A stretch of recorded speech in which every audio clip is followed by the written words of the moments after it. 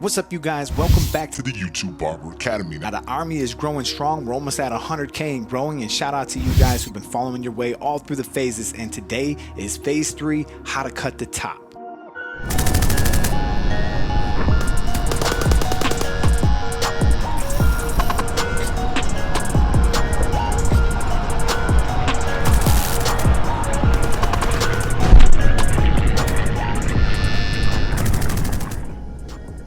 Now, in order to get the most out of this lesson, I would definitely recommend that you guys grab a mannequin with real human hair, and I listed one down below, and also a mannequin stand so that you guys can perfect this cut before you take it to the field. So today what we're gonna need our shorter pair of shears. That's what we talked about in the barber survival guide. I'm gonna point you guys over to this video to make sure your stuff is set up correctly, that you got all the right equipment, and if you do, let's keep it going. So the first thing I want to talk about is how we're going to hold our shears. We're going to take our ring finger, we're going to put it in our shear just like this, and we need to be able to close our palm because we're right-handed, and if you're left-handed, obviously you're going to use your left hand, but you're still going to be using your dominant hand to do the combing, so we're going to need them fingers to be free, and that's why we palm the shear. You don't need to do any of this flipping or any of this craziness that you see other people doing. This is all for show. It doesn't make you any faster, it doesn't make you any better at doing this. You just need to learn how to close your palm. So try this little quick exercise at home. This is the move, right? We're gonna comb the hair, we're gonna transfer the comb to our other hand, we're gonna cut, and then we're gonna palm. So comb, cut, palm, just like that. You'll get real quick at it. It just takes some practice. Now, something that I used to do all the time at the barber school is I actually used to tape this thumb hole completely closed so that you couldn't put your thumb too far in it, because something that a lot of newcomers tend to do is they put their thumb through here and then they try to hold the comb, and this is going to put all kinds of additional tension on your muscles and tendons, and you definitely don't want to fall into this trap. I've seen people fall into this trap and never actually grow out of it. So let's learn how to do this correctly. Let's palm them shears and let's comb that hair.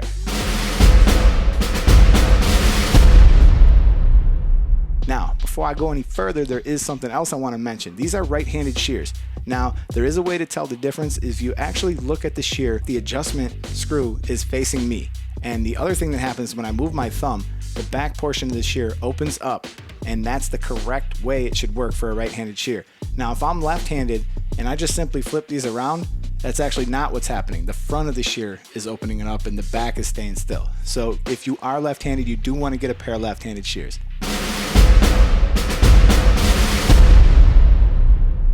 So let's talk about what cut we're actually doing. We're doing a portion of a 90-degree haircut. So that's just a portion of the top, which means that it's gonna be super easy to do. So let me explain what 90 degrees is. It's not just some arbitrary number that we came up with. It comes from a protractor, and angles is how we maintain consistency when it comes to haircutting. So if I was to take a protractor and I put it along the side of the head, 90 degrees just means straight out from the hair wherever it grows. Now I can find 90 degrees anywhere on this mannequin very easily by just taking my comb and placing it on the head anywhere around the head.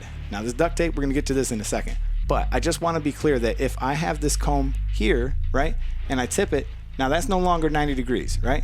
Straight out from where it grows, wherever you place this comb on the head, that's 90 degrees, which means that when we cut a 90-degree haircut, it's going to mimic the same shape as the scalp.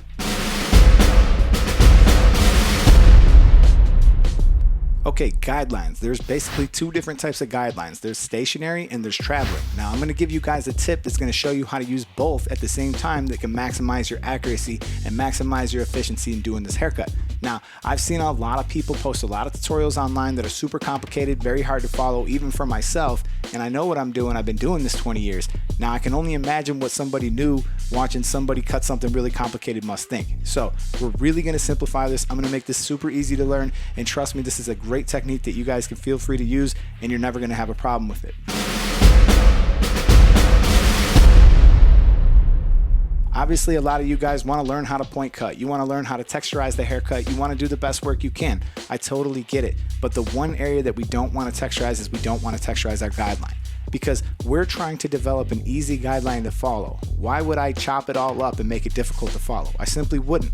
Now, you can feel free to texturize and add texture or movement and make it look wispy and do whatever cool stuff you want to do after we've established a guideline. However, I don't think it's a good idea to texturize your guideline at all, because you're just going to make it more difficult to follow.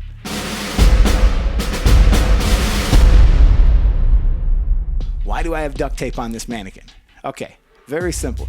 This is going to represent where our guideline is going to be, And as you can see, I actually have it going all the way down, because if we were doing a full 90-degree haircut, this guideline would go all the way down. But we're only really worried about just a little bit past the crown, because the rest of this is probably going to be faded off in most of your cases. So we're just going to direct this out to 90 degrees and we're going to cut. Okay, so a little bit later in the video, I'm going to address how to deal with the bangs. There's a specific way we're going to deal with that, but for now, let's just keep it real basic and let's just make it super easy to follow. Okay, so this circle here is a top-down view. I'll just put a little nose here so we can see this is just a top-down view. And we've just cut our mohawk guideline. So our center of our hair is cut, it's cut properly. Now, all we're going to do is we're going to work alongside of that guide and we're going to be able to follow. So essentially, if this was the top of the head, here's your short hair. And as you comb up this next section, it's going to look something like this. And you're just going to use that guide. That is your stationary guideline, and you're cutting it. So we're going to move back horizontally in sections using that guideline for a reference and moving back. The other thing that's happening is this is also becoming a traveling guideline as well. So you have two to back you up and increase your accuracy. Next, what we're going to do is we're going to jump to the other side. Same thing, working our way through in sections.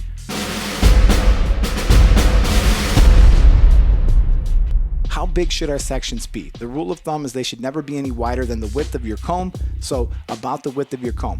Now, as we talked about with the 90-degree haircut, if we're lifting up too much hair, it's going to wind up longer and it's not going to be accurate. So if you're picking up huge sections and I'm trying to get in all this hair, well, you have hair that's attached all the way at the bangs and you have hair that's nearly attached at the crown. So you don't want to pick up sections that are too big. Generally speaking, the smaller the section, the more accurate it's going to be. So we're just going to continue moving that guideline out to the sides, and we have already talked about how to deal with the shear over comb. We talked about how to deal with the clipper over comb, so really the size of the section is actually pretty small. So I left out the bangs, now let's talk about the bangs.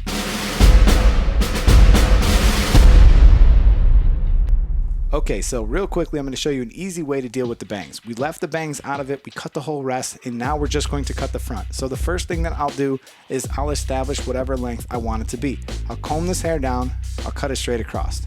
Next, what we're going to do is we're going to blend the interior length into the exterior length. Now this is the interior length, we've already established that, we already cut that to 90 degrees, it reflects the same shape as the scalp.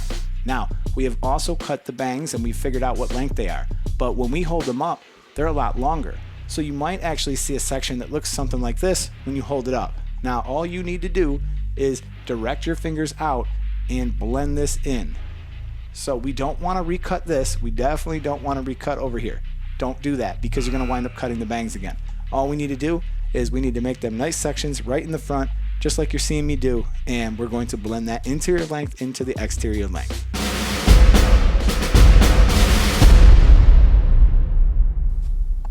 Okay, once I'm satisfied with the bangs, which I'm sure they're not perfect, I don't have my mirror, but it won't matter for what I'm about to show you. So we're gonna learn how to cut the top real quick. And we're gonna use the mohawk section again, but we're gonna section out the bangs for a second because I've already cut them, I've already addressed them. So first thing we wanna do, we're gonna decide how much we're gonna take off. I'm gonna take off this much, and we're going to work this guideline straight back into the crown. And in the crown on normal people, you're going to have to decide whether or not this is going to impact that colic. But for basic cutting sake, we'll just do it like this. Okay, as we get close to the front with this mohawk section, I'm going to leave this alone. I'll understand why in just a second. So now I know I got a nice mohawk section in the middle, just like I showed you with the duct tape, which I have right here. So I showed you guys this with the duct tape. This would be your mohawk section, and that's essentially what we cut, minus the bangs. All we're gonna do now is we're going to lift up. We're keeping the bangs out of it for now. We're gonna lift up these sections, and we're gonna move it straight back.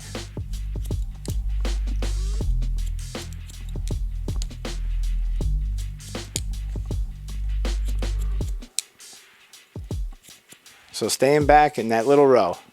I'm gonna go back on the right side of it now. Staying back in this tiny little row. Effectively expanding my guideline. So now we're traveling down the side of the head a tiny bit. And this is about it for cutting the top once I hit this side. And then we're going to blend in the bangs. I'm going to show you how to do that on a client who wants longer bangs than, say, the rest of the haircut. So this would be the interior of the cut, obviously, and the bangs, when we cut them as part of the exterior of the cut. All we're going to do is we're going to go through and we're going to make small sections just like this, coming just off the edge. Now I know that's my guide for the interior, and that was the length of the bangs that I cut, so all I have to do is blend the two together. So here we go. The short pieces are here, and I also have the short pieces here. Blend the two together. So same thing here.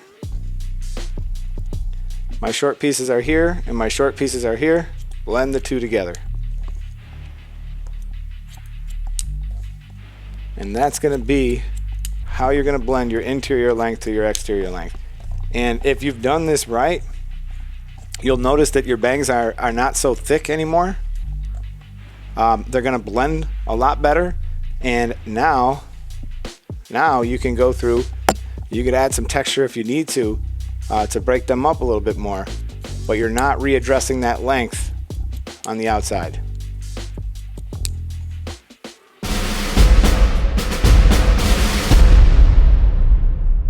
Now, being that I stood behind him and I cut the hair this way, right? I need to cross-check it by standing this way, and you're going to find that there's probably a couple different varying degrees of length. That's fine, that's normal. Cut them and make sure it's even. This technique is very, very easy, and you will get the entire top cut properly in no time. Okay, you guys. So phase one, we covered how to debulk, how to use the electric shavers, and how to set ourselves up for the perfect blend. Phase two, we learned how to use shear over comb and clipper over comb to connect the parietal ridge to the top. In phase three, we've learned how to cut the top. So we have everything addressed, and the very next thing we need to do is we need to learn how to do the blend. So the first thing that I would recommend for you guys to do, grab your mannequin, get some practice in, get some reps in, really build some mastery, and then that way you don't have to feel, scared when somebody walks in and they want their hair cut with shears on top. You're not going to be a one-trick pony. You're going to be able to do this with confidence. And once you have the confidence, once you've built the confidence, let's head on over to phase four. Let's execute the blend, and let's truly start to master barbering. So if you guys think I did a good job, if you guys feel like I brought some clarity to you and that you guys are starting to understand this, do me a favor, man. Drop the comment down below. Fire Eddie's Army. I'll see you guys over in the phase 4 video so we can learn how to master the blend, and then we have all the pieces we need to put together the best haircut we possibly can, and I'll see you guys over there. Peace.